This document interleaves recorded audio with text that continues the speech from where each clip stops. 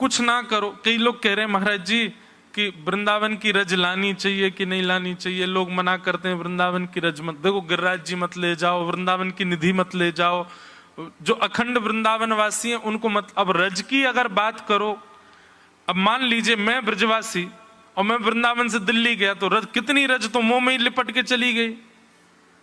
रज तो छोटे छोटे अणु हैं, वो तो सब जगह जाते हैं। पर हां, रज लेकर के जाने की अनुमति तभी है जब रज को आप साक्षात युगल सरकार मान करके लेके जाओ और उनकी उसी प्रकार उपासना करो। पता चली रज ले गए, पड़ी है घर में कहीं पन्नी पॉलिथिन में साइड में, तो फिर अपराध है।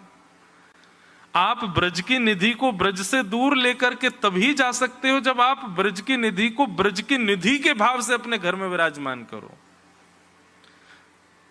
अभी हमने भारत में ऐसी सेवा नहीं देखी, ऑस्ट्रेलिया में एक बालक की ऐसी सेवा देख के आए हम। एक बालक आया, लोग आते थे, तो एक बालक ने बोला महाराज जी मेरे ठाकुर जी के दर्शन करो। मैंने दिखाओ, तो उसने फोटो दिखाया।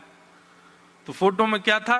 मुकुट रखा है, कुंडल पधराए हैं, मालाएं धारण हैं, पर बीच में केवल ऐसी एक गोल आकृति छोड़ी हुई है, उसमें केवल एक वस्त्र है और पीछे एक सुंदर से किसी, मानो ऐसा लग रहा था कोई कुछ स्थूल सा वस्तु है, उसको कपड़े पहना रखे, उसी पे मुकुट, उसी पे कुंडल, उसी पे सब आभूषण धारण।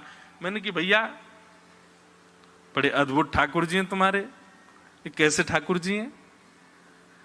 इनकी आंख नाक कान मुंह सब कहाँ है? बोले महाराज जी सब हैं, देखो आप ध्यान से। मैंने कि लाला मुंह ना दिख रहे, तू बता। तो बोलो महाराज जी ये वृंदावन की ब्रज रज है, मैं ब्रज रज को ही युगल सरकार मान करके उनका श्रृंगार करता हूं। मैंने कि लाला पूरे विश्व में सब ठाकुरन की सेवा कर रहे हैं, पर तेरी सेवा सर्वोपरि है। मैंने कि ये कथा मैं अपनी एक कथा में सुनाता हूं। एक कथा सुनाते हैं हम कि वृंदावन में 5-6 वैष्णव आपस में मिले, सब बात करने लगे। कोई बोलो मेरे गोपाल जी तो ऐसे, कोई बोलो मेरे युगल सरकार ऐसे, कोई बोलो मेरे गिरधर लाल ऐसे। चौथा भक्त जो था वो शांत बैठा था, सबने की अरे तेरे ठाकुर जी कैसे? बोले मेरे ठाकुर जी बहुत ही सुंदर हैं। बोले हम सबने एक दूसरे के ठाकुर जी देखे, तेरे ठाकुर जी कभी नहीं देखे। तो वो बोलो मैं अपने ठाकुर जी को दर्शन नहीं कराऊंगा। और क्यों ना कराएगो? बोले मेरे ठाकुर जी को देख करके सब यूं कहेंगे ये कैसे ठाकुर जी। तो बाकी के वैष्णव बोले अरे हमें दर्शन करा दे भैया। बोले नहीं तुम लोग कहोगे ये कैसे ठाकुर जी। बोले हम सौगंध खा रहे हैं, हम नहीं कहेंगे ये कैसे ठाकुर जी। बोले पक्का? बोले बिल्कुल पक्का, तू ले चल हमें। अपने कुटिया में लेके आयो। सो कुटिया में जैसी मैंने कि ये रहे मेरे ठाकुर जी। तो क्या था, एक पाटा था, पाटा के ऊपर घड़ा रखा था और घड़े पे ही तिलक चंदन पुष्प आदि सब पधराए हुए थे, उसी पे ही वस्त्र पधराया हुआ था। बोले ये रहे मेरे ठाकुर जी। तो जो बाकी के वैष्णव आए उनके मुंह से निकल ही गई ये कैसे ठाकुर जी। बोले मैंने पहले ही कही थी यो मत कहना ये कैसे ठाकुर जी। अरे नहीं लाला ठाकुर जी तो बड़े गोल मटोले तेरे मटका से, लेकिन यो तो बता ये ठाकुर जी हैं कैसे। तो उसने कहा, बोले वृंदावन में जितने भी ब्रजवासी हैं, वृंदावन में जितने भी रसिक जन हैं, वृंदावन में कोई भी संत आते हैं, कोई भी हरिस्मरण करते हुए वैष्णव भक्त वृंद मुझे विचरण करते हुए दिखते हैं, मैं उनके पीछे पीछे चल करके वो जैसे जैसे पग आगे बढ़ाते हैं उनकी रज उठा उठा करके या घड़ा में भरतो जाऊं, और यही मेरी सेवा है। मैं उनकी रज की ही सेवा कर रहा हूं। ये समस्त वृंदावन के ब्रजवासी और रसिक जनन की रज है, वही रज ही श्यामा श्याम के रूप में विराज रहे, मैं उनकी सेवा कर रहा हूं। अब बताओ ये कैसे ठाकुर जी। निर्गुण निराकार ऐसे ठाकुर जी। तो विषय ये चल रहा है कि भगवत प्रेम यदि चित्त में प्रकट करना हो तो उसके लिए क्या करें? चरण रज माथे से लगाओ, और केवल चरण रज से काम नहीं बनेगा, फिर उनके वचनामृत श्रवण करो। और वचनामृतों में जो भगवत प्रेम वो बताते हैं उसको अटूट विश्वास के साथ में चिंतन करो। बंधुओं, याद उसकी आती है प्रेम उससे होता है जिसको हम अत्यंत करीबी बना लेते हैं, जिसके बिना हमारा अस्तित्व नहीं है, जिसके बिना हम रह नहीं पाते, उसका विरह होता है। हमने ठाकुर जी को अपना बनाया नहीं, इसलिए उनका विरह नहीं होता। हम ठाकुर जी के बिना रह सकते हैं, इसलिए उनका विरह नहीं होता। अभी ये प्रारंभिक बात बता रहा हूं, कई वैष्णव तो ऐसे भी हैं, वो बेचारे इतने परेशान हैं, इतना विरह हो गया, अब क्या करें। दोनों में सहायक हमारी श्यामा जू है। विरह प्राप्त भी वही कराएंगी ठाकुर जी का, और विरह से निवृत्त भी श्यामा जू ही कराएंगी। सबसे पहले तो रसिक जनों की संगति करके, रसिक जनों के समीप बैठ करके, उनकी भगवत वाणी सुनकर के उस पर अटूट भरोसा करके ठाकुर जी की लीला का चिंतन किया करो। ये हम जो लीलाएं सुनाते हैं ना, या जो भी कथा वक्ता लीला सुनाते हैं ठाकुर जी की, उस लीला का श्रवण करने के बाद में एकांतिक चिंतन निश्चित किया करो। और एक बात बताऊं आपको, जितनी लीला सुनी है उतने तक सीमित मत रखो, उस लीला में अपने भाव भी कुछ जोड़ो और उस लीला का और विस्तार करो और सुंदर सुदृढ़ बनाओ उसको। जैसे हमने कोई लीला सुनाई और उस लीला में यह बताया कि श्यामा श्याम रास विहार कर रहे हैं, ललता विशाखा आदि सब मृदंग बजा रही हैं, वीणा बजा रही हैं, करताल बजा रही हैं, पखावज बजा रही हैं। आपका मन उस समय क्या विचार करना चाहिए कि महाराज जी जो लीला सुना रहे हैं उस लीला में सब व्यवस्था है, ऐसी कौन सी अव्यवस्था है जिसकी श्यामा श्याम को आवश्यकता है, वो व्यवस्था मैं करूं लीला में। अब आपने सुना ललिता जी पखावज बजा रही हैं, विशाखा जी वीणा बजा रही हैं, और आदि आदि सखियां सब मृदंग आदि करताल बजाते हुए गा रही हैं, श्यामा श्याम नृत्य कर रहे हैं। तभी आपके मन में भाव आया, सब व्यवस्था है, किशोरी जी ठाकुर जी नृत्य कर रहे हैं, नृत्य करते करते उनको प्रश्वेत आ रहे होंगे, पसीना आ रहे होंगे, अरे कोई पंखा नहीं झल रहे हो है। तुरंत आपने अपने आप को एक सखी रूप माना और आप तुरंत हाथ में एक सुंदर सा बीज ना लेकर के गए और श्यामा श्याम की लीला में उनको पंखा करने लगे, स्वयं को लीला में पहुंचा दिया। ये बहुत ऊंची स्थिति है। इस स्थिति में पहुंचना कठिन बहुत है, पर रसिक जनों की कृपा, ब्रजवासियों की कृपा और ब्रजरज की कृपा से संभव है। हमारे स्वामी श्री हरदास जी महाराज, श्री हितरवंश महाप्रभु, गोपाल भट्ट गोस्वामी, ये जितने भी हमारे आचार्य गण हुए, इन सबों ने इसी प्रकार लीलाओं में ठाकुर जी के साथ अपना भाव प्रस्तुत किया।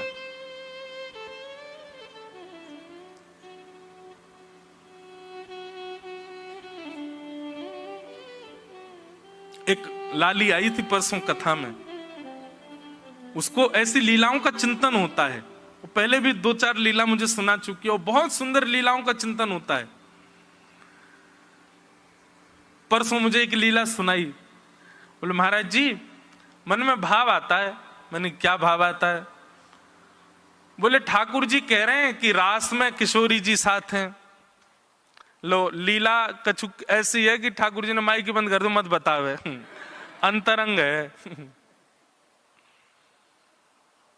श्यामा प्यारी कुंज बिहारी, जय जय श्री हरिदास दुलारी। श्यामा प्यारी कुंज बिहारी।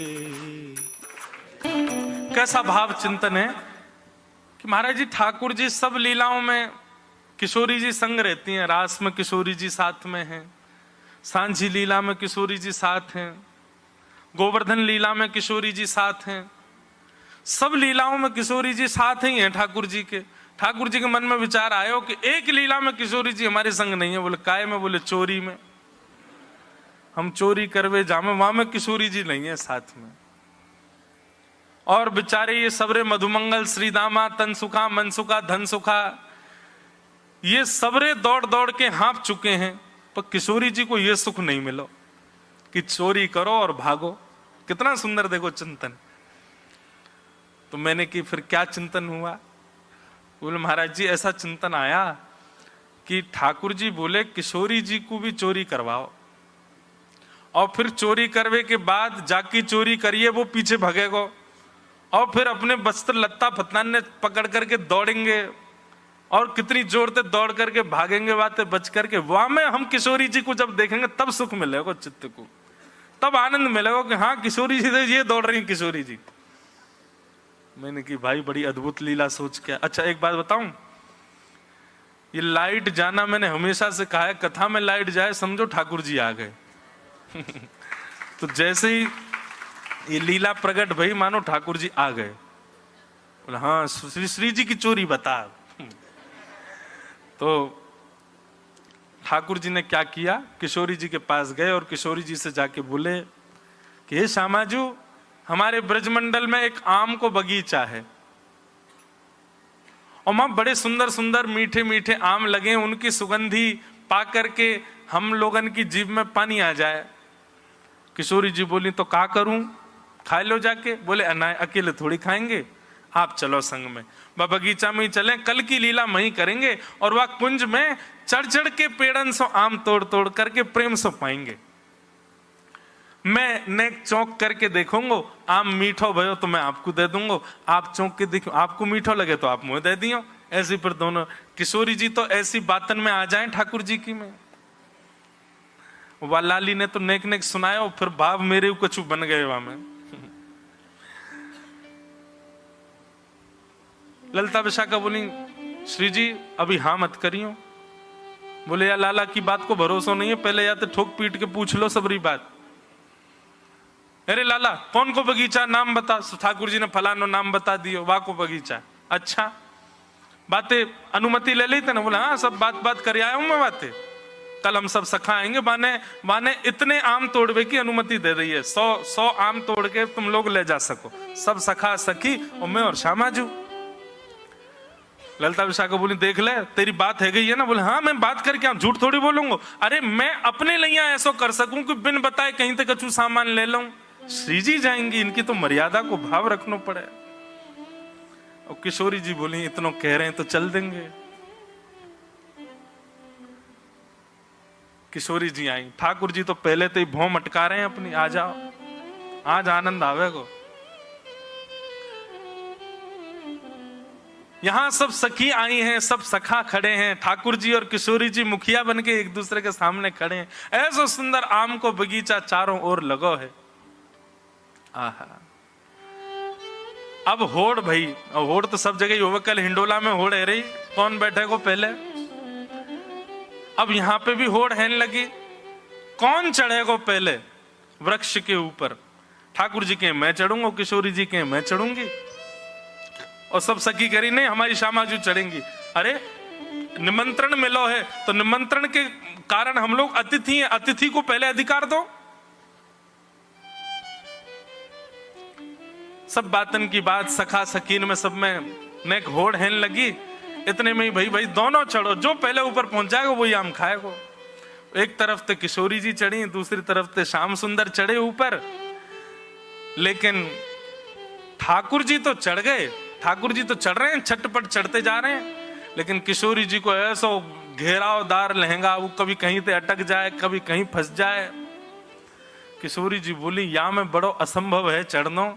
सोई किशोरी जी गई, एक कुंज में गई और जाकर के अपना नवीन श्रृंगार करके आई। ठाकुर जी जैसी धोती पहन के, ठाकुर जी जैसी पीतांबरी पहन के, ठाकुर जी जैसा श्रृंगार करके, कि अपने केशन को पीछे बांध करके, सुंदर पाग सिर पर लपेट करके बिल्कुल श्याम सुंदर बन के आई हैं। लेकिन कैसी श्याम सुंदर है? बोले गौर सुंदर हैं। एक तरफ श्याम सुंदर, एक तरफ गौर सुंदर। किशोरी जी बोले नीचे उतर के आओ, अब चढ़ेंगे दोनों संग में। पहले तो हमने लहंगा पहनो, हमारी फंसको, अब दोनों की समान बिल्कुल वस्त्र, अब चढ़ेंगे। आहा कितना सुंदर चिंतन है। अब की बार जैसी चढ़े तो छटपट महाराज स्वामिनी जी ऊपर चढ़ गई और ऊपर जाकर के बैठ गई। जय जयकार है लगी, हमारी स्वामिनी जी की जय हो, हमारी वृषभानु दुलारी की जय हो। ये सब दृश्य देख करके ठाकुर जी तो परम आनंद में भर आए। और वह लाली को चिंतन तो ऐसा हो कि फिर ठाकुर जी मान करके बैठ गए। तो किशोरी जी उनको मना रही हैं, और हाँ चोरी को इल्जाम किशोरी जी पे तो लगो ही नहीं अभी तक। मैंने कि अब यहां में भाव आगे जोड़ो। बोले कहा भाव जोड़ो। किशोरी जी जैसे ही आम चौंके तो जैसे ही मीठो लगे तो मीठो लेके श्याम सुंदर लो पाके देखो कितना सुंदर। तो किशोरी जी को उच्छिष्ट श्याम सुंदर पा रहे हैं और श्याम सुंदर को उच्छिष्ट किशोरी जी पा रही हैं। लेकिन धीरे धीरे ठाकुर जी को आम में मन नहीं लग रहा है। बोल आज तो योजना कछु और है। किशोरी जी के जो जो आम है उनको लेके समीप में धरते जा रहे हैं या मधुमंगल श्रीदामा को देते जा रहे हैं, इनको धरते हो रहे। अरे किशोरी जी की प्रसादी एकांत में बैठ खाऊंगा, पहले काम तो पूरा कर लूं, जाके काजे आया हूं। इतने में ठाकुर जी ने मधुमंगल को इशारा कर दिया, बोले जा बगीचा के मालिक को बता दे चोर आ गए वाके बगीचा में। यहां पे सब सखी व्यस्त हैं, लेकिन तभी ठाकुर जी के मन में ये भाव आयो कि कहीं माली डंडा लेके आयो, हम में पड़ जाए, मधुमंगल सीधामा पिट जाए वो तो ठीक है, लेकिन श्री जी के पास नहीं जाना चाहिए। अचानक ठाकुर जी को मन बदल गयो। ठाकुर जी ने कही एक काम करें, श्री जी को लेकर के मैं कोई दूसरी कुंज में चलो जाऊं और वो माली आवे को डंडानते ये सबरी सखी मेरे पीछे पड़ी रही, ललता विशाखा जी सबरी पिटेंगी यहाँ पे। और इतने में ठाकुर जी ने किशोरी जी से कही, हे श्यामाजू वो सामने को वृक्ष बड़ो पुरानो लग रहा है, ऐसा लगे वाके फल ज्यादा मीठे होंगे, आओ मैं और आप वृक्ष पे चलें। और ये सब सखी, हाँ री तुम सबरी यहीं लगी नहीं हो, बढ़िया प्रेम से फलन को पइयो। हाँ अरे ए मधुमंगल श्रीदामा तनसुका तुम सुरक्षा करो इनकी। ठाकुर जी तो श्री जी को लेकर के एकांत कुंज में चले गए और वहां परस्पर दोनों प्रिया प्रियतम आम चौंक रहे, प्रेम से पा रहे हैं। इतने में ही मधुमंगल लेके आ गो माली को, माने कि देख कितने सारे चोर लगे तेरे वहां में, और लेके महाराज डंडा भागो, तनसुका मनसुका सबरे भाग रहे हैं, ललता विशाखा कूद कूद करके दौड़ रही हैं, हे श्यामाजू कहाँ हो, हे श्यामाजू कहाँ हो। किशोरी जी को जैसी पता चली, श्याम सुंदर जी कैसी लीला करी आपने। बोले हे किशोरी जी मेरी सबरी लीलान में आप मेरे संग ही, एक छोरी लीला में संग नहीं तो आज वाक्य भी पूर्ण होती है कि अब चोरी में भी आप संग हो। अब आप रसिक बिहारी रास बिहारी सबके संग तो रही हो, अब चोर बिहारी के संग और रह रही हो। अब श्यामाजू पूर्णता वही है। तो ये चिंतन सामान्य नहीं है, ऐसे चिंतन ये रसिक जनों की कृपा से, रज की उपासना से ही संभव है। तो जब भी कोई लीला सुना करे ना, उस लीला का विस्तार और सोचा करो अपने मन में, और क्या हो सकता था इसमें भाव, और इस लीला में क्या सुंदर स्मृति।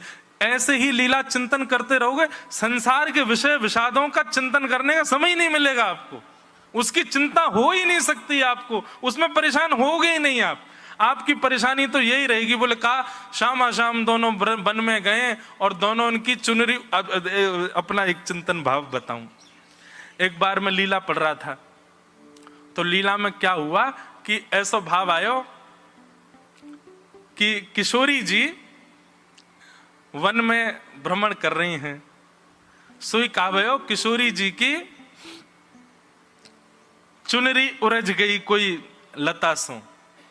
अब जैसे उर्जी सो ठाकुर जी वाकू सुरझावे गए। अब कई बार ऐसा होवे कि उर्जे भय को सुरझावे भयो वारो जब जावे का है तो सुरझावे वारो भी उरझ जाए। तो किशोरी जी तो उर्जी भई हैं, यहाँ ठाकुर जी की पीतांबरी भी उरझ गई। अब सब ललता विशाखा योजना बना रही हैं, दोनों उनको कैसे सुरझाए हो जाए।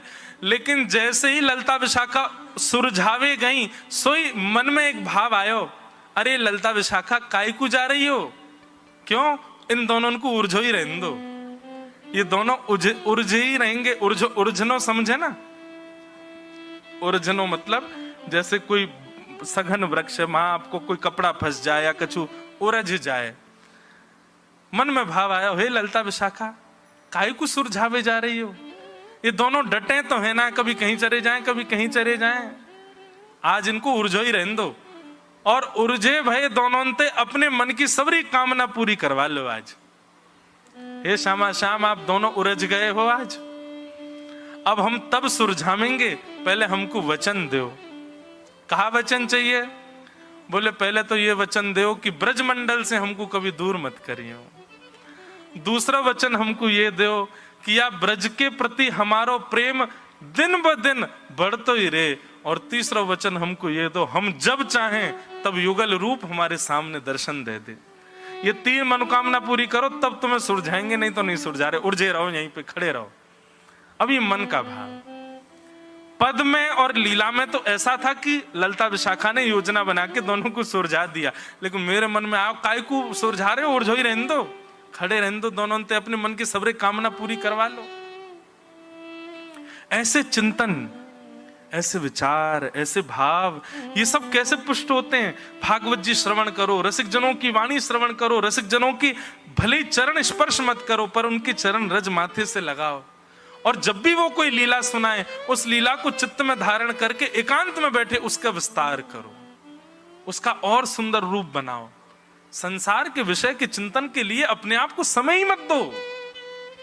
और फिर आप देखना, जैसे ही ठाकुर जी की लीला में कुछ ऐसा आप करोगे जो अद्भुत था, आप नाचने लगोगे। वाग गदगदा द्रवते यस्य चित्तम, अकेले बैठे बैठे नृत्य होने लगेगा, अकेले बैठे बैठे अश्रुपात होने लगेंगे, अकेले बैठे बैठे ठाकुर जी का खूब सुंदर भाव स्मरण होने लगेगा।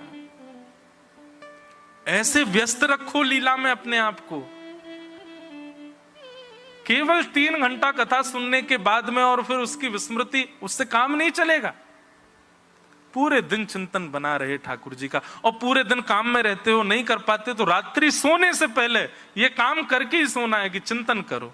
और एक बात याद रखना, 1 दिन 2 दिन 1 हफ्ता 1 महीना तक चिंतन किया, कोई लीला विस्तार नहीं हो पाई, आपके 1 महीना के चिंतन का प्रभाव किसी दिन स्वप्न में ठाकुर जी आकर के लीला का विस्तार कर जाएंगे और आपको अनुभव करा जाएंगे।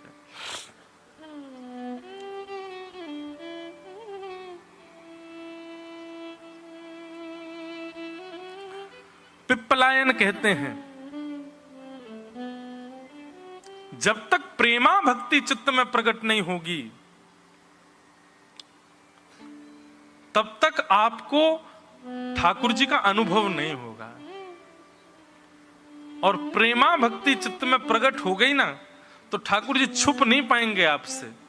जैसे प्रहलाद ने कह दिया खम्भ में भगवान है, जैसे गोपाल भट्ट गोस्वामी जी ने शालिग्राम से ठाकुर जी को प्रकट कर दिया, जैसे श्री एकनाथ जी ने सामान्य जीव में से श्री पंडरीनाथ भगवान को प्रकट कर दिया, ऐसे ही हम में भी एक सामर्थ्य तो नहीं कहूंगा पर ये योग्यता प्राप्त हो जाएगी कि हम भी ठाकुर जी को ऋषिकेश में रहें, विदेश में रहें, कहीं रहें, वहीं रहते हुए भी ठाकुर जी को प्रकट कर सकते हैं। ऐसी प्रेमा भक्ति, प्रेमा भक्ति की अग्नि से ही हृदय के विकार नष्ट होंगे, और हृदय के विकार जैसे ही नष्ट होंगे ठाकुर जी का साक्षात्कार हो जाएगा, ठाकुर जी का अनुभव हो जाएगा। जो शेष प्रश्न बचे हैं, शेष भाव बचे हैं, ऋषिकेश में रहने वाले लोगों के लिए 7 दिसंबर से 7, 8, 9, 10, 11, 12, 13, 7 से 13 दिसंबर तक गीता भवन नंबर 7 हम कथा करने फिर आएंगे। और वो अकिंचन नहीं होगी, दिसंबर में तो बड़ो जाड़ो पड़े भैया, और गंगा जी में तो यहाँ तो वैसे ही हमारे जो है का रूह कांप रही होगी, कांपते कांपते आप सब कथा में आओगे। लेकिन वो कथा तो सामान्य जैसे सप्ताह कथा होती वैसी कथा है, पर कथा का समय सुबह रहेगा 10 बजे से। आप सब लोग 7 दिसंबर से 13 दिसंबर तक गीता भवन नंबर 7 वहां पर आकर के अन्य भाव सुन सकते हैं।